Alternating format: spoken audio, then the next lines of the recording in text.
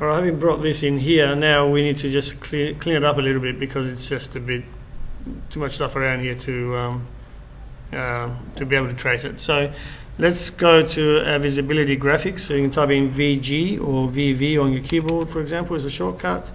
Now, generally we're used to going in here to turn off certain elements like walls and doors and that sort of thing.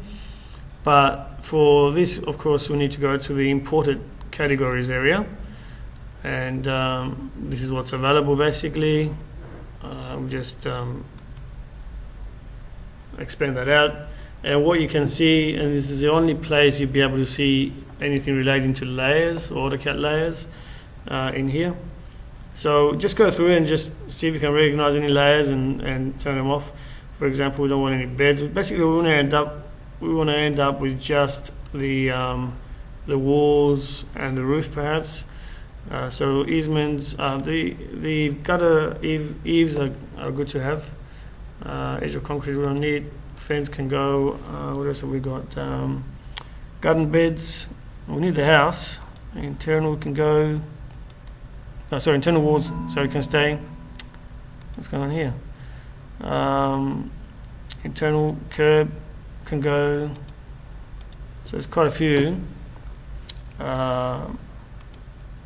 Photo roof lines we leave in there. Room names we don't really need, but we can leave them in there. We can always turn them off later. Scale, shed we might need to trace. Street name we don't really need. Text, titles, trees, wardrobe yes, water meter no, and windows and doors are okay. So let's go okay here now.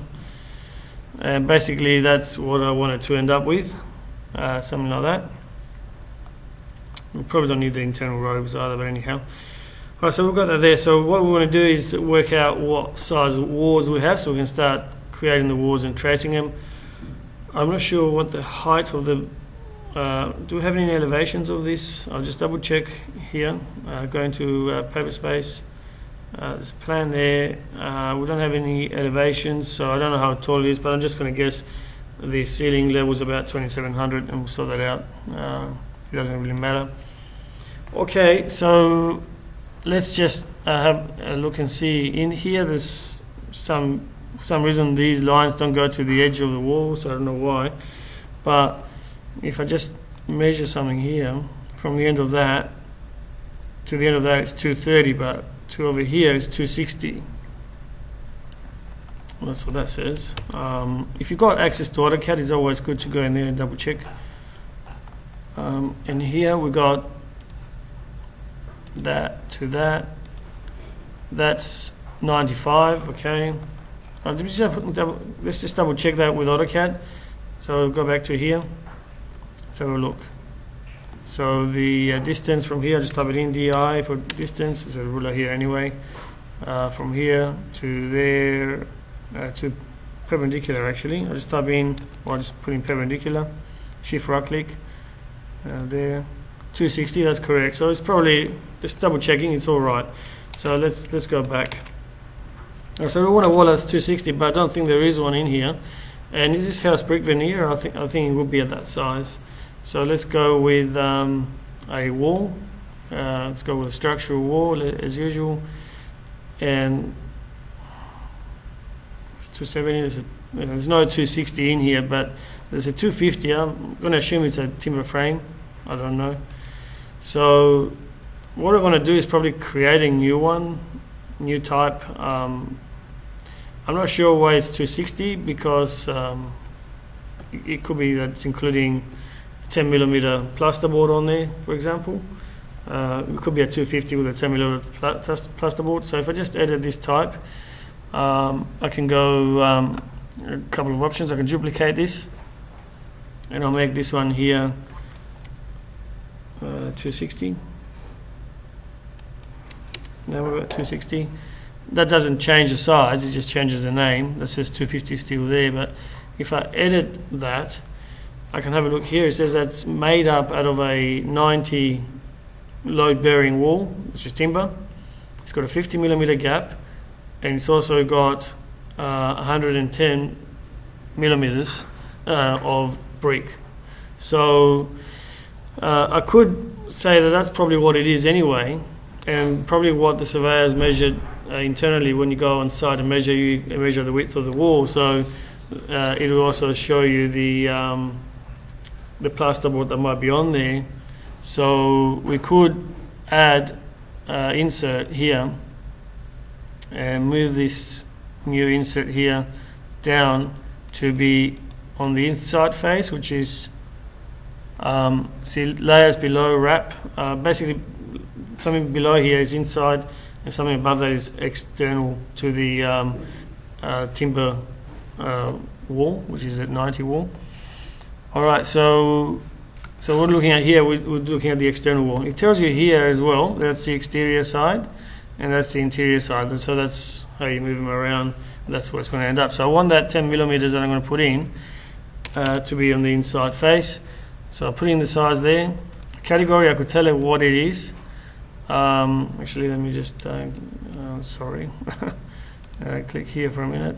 I can tell it what it is. It's a finish. It's a finish one. It's not membrane or anything like that. And let's see what we got here.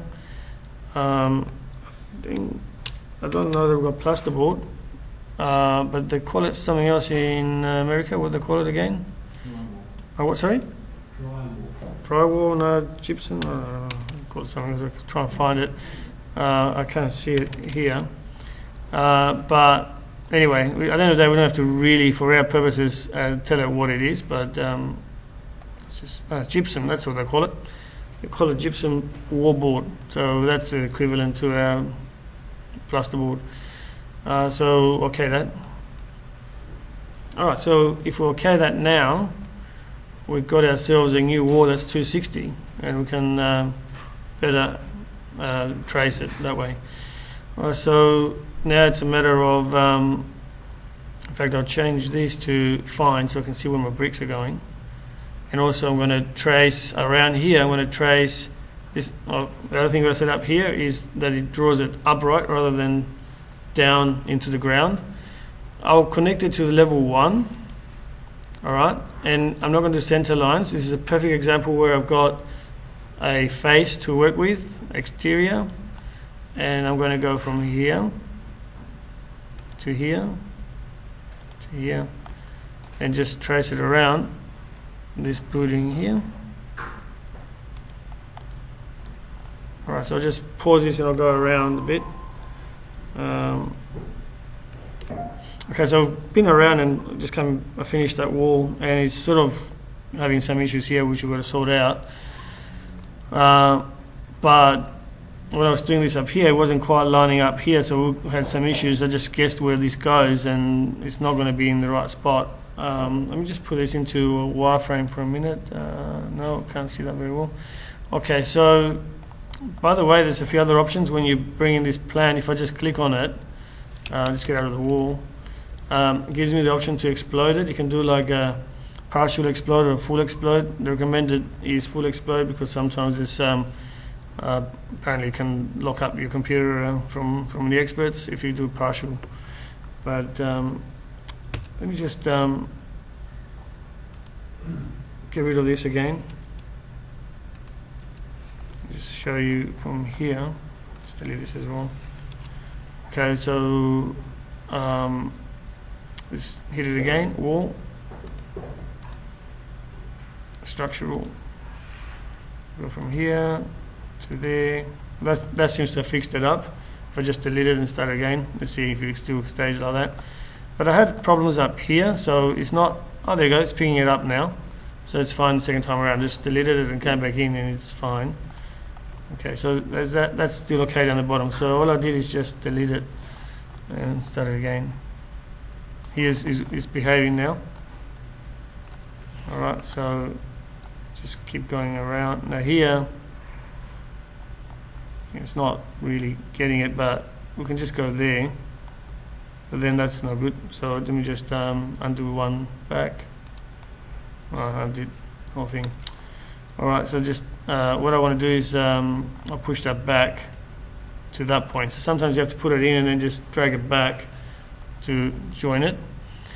to get it to the right spot. So let's go to, again, if I'm doing these walls all the time, I can just right click on the existing wall and create similar rather than having to go to the menu every time.